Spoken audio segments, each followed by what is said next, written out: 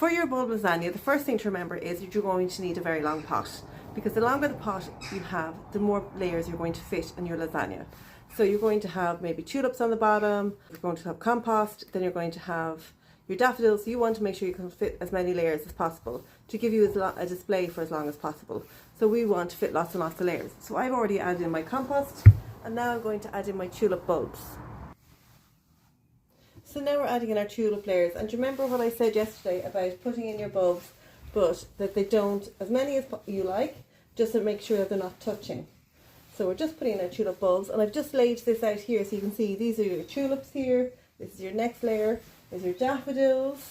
So I'm just throwing in the tulips there. So I've just added in more compost, so now I'm going to put in my daffodils. And like I said, you want to make sure you put in plenty of daffodils because you want a good colour for March. That's when these are going to flower. Your tulips are first, they're going to flower in April. Your daffodils then are going to flower in March.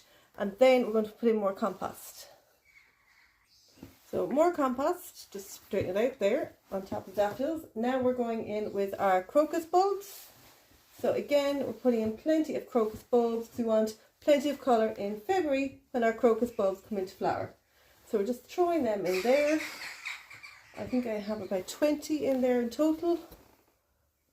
Now I've added in another layer of, and now we're putting in our snowdrops. So the snowdrops are going in next. So these are even smaller than the crocus bulbs, and they are going in next. 1 second. So we have more compost, and now I'm going to put in my winter bedding on top. So I actually need another little bit of compost on top. And then I'm just going to go in with these lovely carnations. They will flower from now right through till next year. So I'm going to pop in a couple of carnations. And then actually I have a losmanthus here that I have ready for this. A little bit of evergreen. And then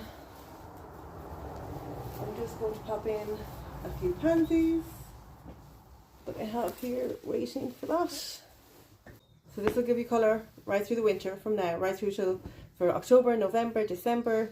Then you're going to have your snowdrops in January, your crocus in February, your daffodils in March, and your tulips in April. So that's why I've done it like this on this. I laid it out here so you can see. So you have your tulips, then you have your daffodils, your crocus, your snowdrops, and then your bedding on top. And you will have colour from now right through till